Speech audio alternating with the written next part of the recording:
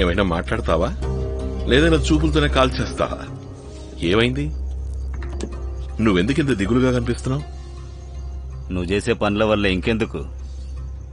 నీ మాంటీ చేష్టలున్నాయే అవి బాబాగా చెయ్యకు, అర్థమైందా? నువ్విప్పుడేమీ మాంటీవి కాదు, బాబావైపోయావు. బాబా, ఇంతకు ముందు కూడా అలాంటి అమ్మాయినా ఒకదాన్ని తీసుకొచ్చావు. మన జీవితాలు నరకమైపోయాయి, గుర్తుందిగా? కానీ నువ్వు కృతజ్ఞుడివైపోయావు భోపా. మర్చిపోయావా? తను మన కోసం చేసిన పనులు ఇంకెవ్వరూ చేయలేరు బాబా. అసలు లోపం ఎవరిలో లేదు చెప్పు? నాలో ఉంది, నీలో ఉంది, తనలో కూడా ఉండడం సహజమేగా. మనిషి అంటేనే లోపాలతో కూడిన బొమ్మరా. ఓకే బాబాజీ, మళ్ళీ జీవితాన్ని నరకం చేసుకోండి. Good night. ఎక్కడికి వెళ్తున్నావు? ఒక్క నిమిషం ఆగు బాబా, నేను చెప్పేది విను. ఓ కొత్త ఐడియా వచ్చింది. నీ ఈ చెత్త ఐడియాల్ని వినాలంటేనే నాకు వణుకొచ్చేస్తోంది. నువ్వెప్పటికీ ఇలా భోపాలగా ఉండిపోతావా ఏంటి? నేను చెప్పేది విను. మనం లంజలకి పెళ్లి చేశామే, ఆ న్యూస్ మీడియాలో సూపర్ హిట్ అయింది. అందుకే నేను మన బబితాను కూడా సత్సంగి తీసుకెళ్దాం అనుకుంటున్నా. అందరి ముందు స్టేజ్ మీద తను ఎంతో ఎమోషనల్ గా ఆశ్రమం తన జీవితాన్ని ఎలా మార్చిందో చెప్పిందనుకో, అది అందరి మీద గొప్ప ప్రభావం చూపిస్తుంది. గాడిద గుడ్డు చూపిస్తుంది, ప్రభావం చూపిస్తుందట.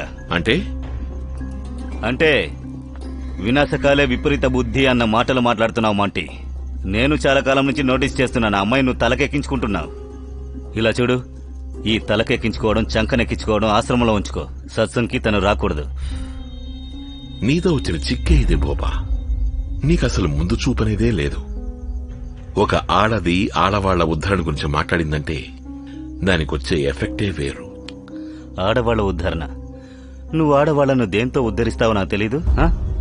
గాడిద, ఇంతకు మించి నీ బుర్ర పెరగదేంట్రా? బుద్ధి కుటిలమైపోయింది. చూడు మాంటీ, స్టేజ్లో మాట్లాడడానికి అమ్మాయి కావాలంటే నేను పంపిస్తాను, కానీ ఆ లంజ మాత్రం రాకూడదు. ఒకవేళ అదొస్తే ఖచ్చితంగా నేను రాను. నువ్వు కూడా సాధ్విలాగా దాన్ని చూసి అసూయపడుతున్నావా? ఇన్సెక్యూర్డ్ గా ఫీల్ అవుతున్నావా? నేను చెప్పేది విను భోపా. ఆ బబిత మనకి 3 విధాలుగా ఉపయోగపడుతుంది. మన పబ్లిసిటీని పెంచుతుంది, నన్ను చక్కగా చూసుకుంటుంది, నీకు కాస్త విశ్రాంతి ఇస్తుంది. నీకసలు ఈ మధ్య ఆశ్రమం భారాన్ని మోయడానికి అస్సలు టైం దొరకట్లా. ఎంతని కష్టపడతావు? నా కష్టం గురించి నువ్వు బాగానే ఆలోచిస్తున్నావే. ఇలా చూడు మాంటీ, కామెడీ చేయకు. సీరియస్ గా చెప్తున్నాను, వార్నింగ్ అనుకో దీన్ని. ఆ క్యాండిడేట్ తేడారా. నీకు బియర్ ఎక్కువైపోయింది, వెళ్ళి పడుకోపో. గుద్ద దింగించుకో. బాబాజీ,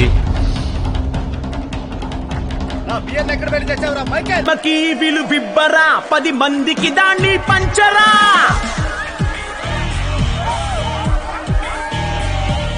ప్రేమకి విలు బిబ్బరా 10 మందికి దాన్ని పంచరా. నలుగురి మెప్పుని పొందరా, ఇలా బాబా ఖ్యాతిని పెంచరా.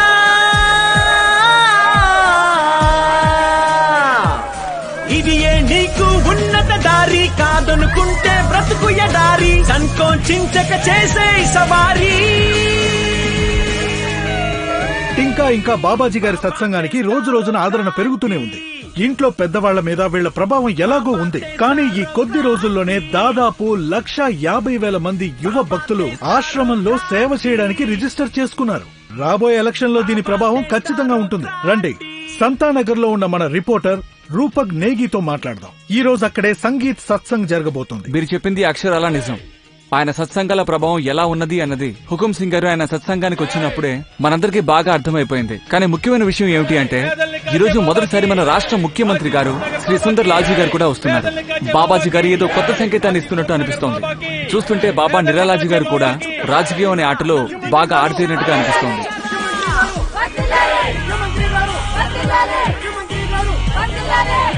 నమస్కారం కమలాపూర్,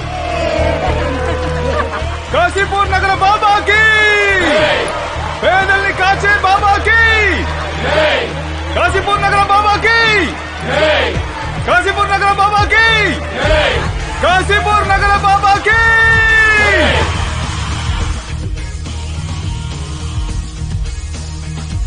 బాబాజీ తీసుకోండి. జై సదా అందరికీ జయం, అందరికీ విజయం, అందరికీ ఆ దేవుడి ఆశీస్సులు ఉండాలి. మీ అందరి ఉత్సాహం చూస్తుంటే నేను ఉండబట్టలేకపోతున్నా. నా మనస్సు నిండిపోయింది. ఈ రోజు మన సత్సంగ్కి నిరంతరం ప్రజల గురించి ఆలోచించే మన ప్రియతమ నాయకులు ముఖ్యమంత్రి గారు ఇక్కడికి విచ్చేశారు. హర్షధ్వానాలతో మనం ఆయన ఆహ్వానిద్దాం.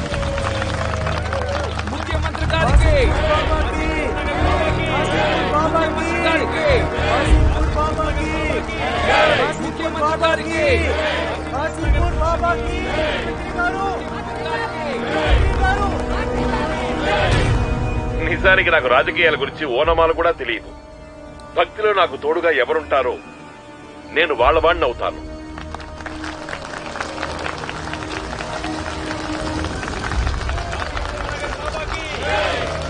ముఖ్యమంత్రి గారికి మిత్రులారా, ఈ రోజు ఇక్కడికి వచ్చిన మనం అందరం ఈ మహనీయుడి భక్తులమే. బాబా గారు మంచి మార్గాన్ని నిర్దేశించే సత్పురుషులే కారు, మహాయుగ పురుషులు. మన బాబా గారు నరకం అనుభవిస్తున్న మన సోదరీమణుల్ని ఎంతో మందిని విడిపించి సమాజంలో గౌరవం ఇప్పించారు. అలాంటి ఒక సోదరి ఈ రోజు మనందరి మధ్య ఈ వేదిక మీదే ఉన్నారు. శ్రీమతి బబిత గారు, నాదో చిన్న విజ్ఞప్తి. బాబాజీ గారు చేసిన ఈ మహత్తర కార్యాన్ని మా అందరికీ చెప్పి మమ్మల్ని తరింపచేయండి.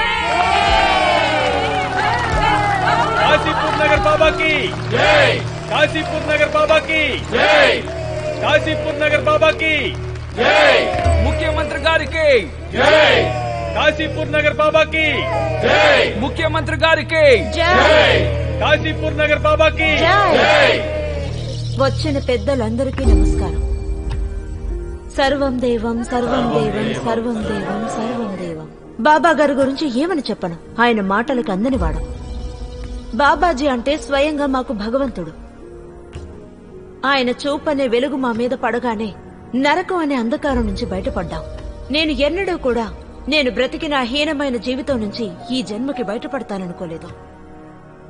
కాని ఆ పరమాత్మే బాబాగా వచ్చి ఈ రోజు మీ అందరి ముందు ఇక్కడ ఆయన పక్కనే ఉండే అదృష్టాన్ని నాకు కల్పించారు.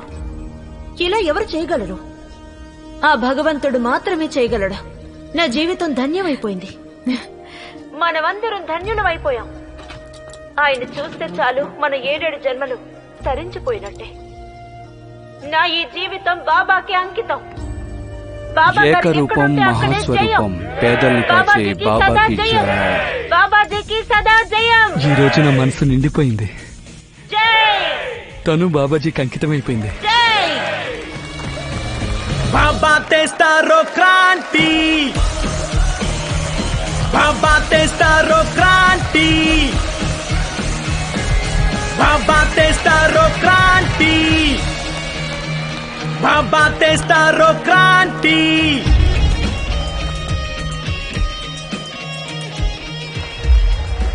ఈ బాబా నందిని పందిని చేయగల సమర్థుడు. అతన్ని గట్టిగా పట్టుకోవాలి, లేదా ఎప్పుడైనా జారిపోగలడు.